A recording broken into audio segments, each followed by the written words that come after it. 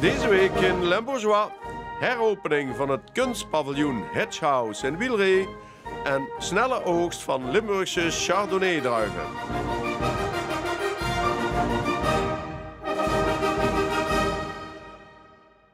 Dit is het Hedge House, de kunstgalerie die hoort bij kasteel Wielree. En hier was het vorig jaar zomer een drama, net zoals toen in Valkenburg met de overstromingen. Het water stond hier tot wel 4 meter hoog en de schade was enorm. En nu, binnen een jaar tijd, zowat, is de boel helemaal opgeknapt.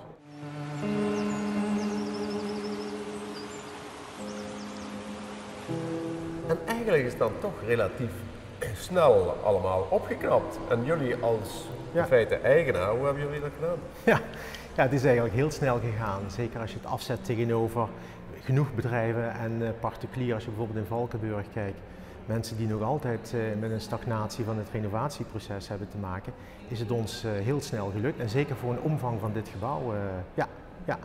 En dat heeft toch te maken met goede afspraken te kunnen maken met je schade-expert, de verzekering en met de bouwbedrijven. En meteen aan de slag gaan. Het was natuurlijk geen makkelijke periode, want iedereen had natuurlijk behoefte aan mensen en materialen die er al was en die alleen nog maar groter werden door de waterschade. Maar we mogen er heel blij op zijn dat het ons gelukt is. Bij deze zijn wij geopend.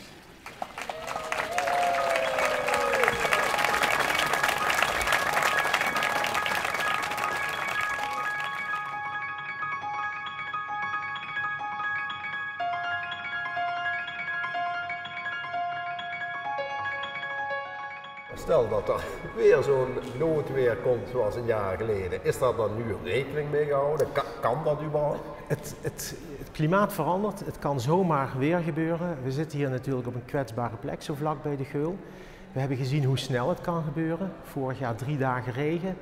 Goed, de grond was al wat natter, dus de opnamecapaciteit was wat minder, waardoor het allemaal wat sneller ging overstromen.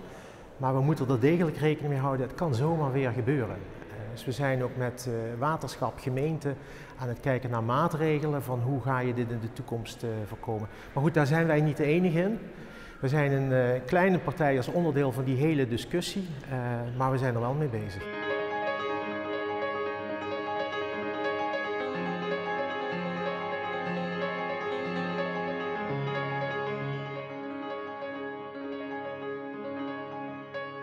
Je bent hier als de nieuwe directeur aangesteld en straks wordt je eerste eigen expositie, althans die jij hebt samengesteld, ook geopend. Ja. Is dat nog symbolisch of wat is sowieso het thema daarvan? Ja, dat is een goede vraag. We hebben inderdaad gedacht, het is een goed idee om die watersnoodramp en die wateroverlast via de kunst te gaan bekijken. Dus we hebben een hele mooie tentoonstelling gemaakt die gaat over water, over regen, over water en land. En je zou kunnen zeggen in bredere zin over het thema mens en natuur, mens en planeet, klimaat. Dat soort onderwerpen zitten er allemaal in. Dat hebben we gedaan door een aantal kunstwerken uit de collectie Eijk uit het Bonnefante samen te brengen met werk van een aantal hedendaagse kunstenaars die allemaal werk maken wat erover gaat. Hè. Dus onderwaterfotografie van de verborgen parels in de Westerschelde. We hebben een dwarsdoorsnede van de monding van de Mississippi, van de grootste rivier ter wereld, of een van de grootste rivieren ter wereld. En al die werken zeggen dus iets over hoe wij omgaan met de natuur.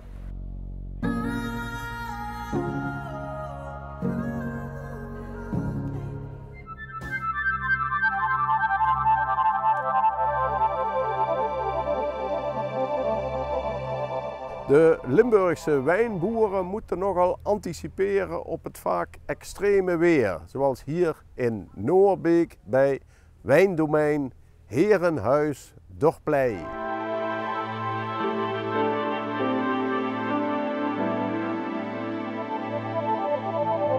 Ik begreep dat dat eventjes een beetje paniek was want jullie hadden een paar dagen later willen plukken. Ja, wij hadden de planning om aanstaande zaterdag te plukken. Daar had ik ook de plukkers voor gevraagd om aanstaande zaterdag te plukken. Maar ik had vrijdag en zaterdag hadden wij een rondleiding. En vrijdag zag ik toch dat er iets gebeurde in de wijngaard. Ik denk, dit lijkt wel een beetje op het begin van botrytis. Te veel regen. Te veel regen en toen denk ik van nou, dat kan bij botrytis zo snel gaan. En wat is Dus dat precies? Dat is een soort rotting is dat. Oh, okay. Dat is een soort rotting. Dan heb je binnen een paar dagen heb je nog de helft van de opbrengst meer. Ze hangen er fantastisch bij. Dus in principe hebben we wel, we kunnen heel tevreden zijn dit jaar over onze oogst. Dit is de Chardonnay, maar dit is wel, ja, dit is mijn droomwijngaard. Dat is hier waar ik wel de mooiste wijn vandaan. Ja, meteen van de wijngaard. Eerst in dat apparaat om de Steeltjes eraf te halen. de ontsteler. Ja. En dan hier in de pers. Ja.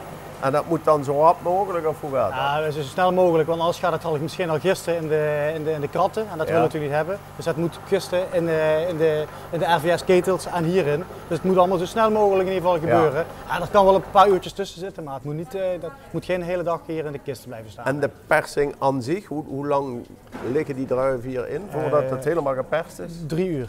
Dus een cyclus van 3 uur. Hier zit een zak in die zich opvult met lucht. En die gaat steeds harder, doet zich opblazen. Het persen, dan gaat hij weer los, dan gaat hij weer draaien. En dan komt er steeds weer, uiteindelijk tot er zoveel mogelijk sap uit die. En het is, als het klaar is, hetgene wat er ook in zit, is gewoon helemaal droog.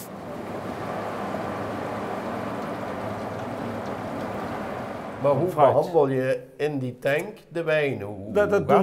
Dat doen gisten. Dat doen gistculturen. Een gist die in de schilletjes zitten. Ja. Gaat hij vanzelf, over een dag of 2, 3 start hij met gisten. En dan gaat dus, dat gisten is dus het omzetten van suiker naar alcohol. En daarna ga je hem overzetten naar een andere tank. En dan zo wordt hij steeds schoner, zeg maar. Zo zakken die deeltjes uit. En dan is het wel belangrijk om precies te weten op welk moment dat hij moet verhuizen van de ene naar de andere. Ja, dat vertelt je de temperatuur, dat vertelt je de alcoholgehalte, dat vertelt je het suikergehalte, dat vertelt je de geuren, je smaken. Want daarachter zag je ook een paar eikenhouten vaten, komt die daar ook nog op? Ja, dat is het opvoeden noemen we dat. Dus uiteindelijk Chardonnay die wordt dus zo gemaakt dat hij ook later, nadat hij vergist is, ook nog in hout gelagerd wordt. Ja. Een maandje of 5 tot 9, dat ligt aan hoe sterk wat de schilletjes waren, de druiven waren. Dat zegt dan hoe lang zoiets op hout kan liggen om ook nog andere aroma's mee te krijgen. Wat meer karakter. Ja, om een andere wijn te maken.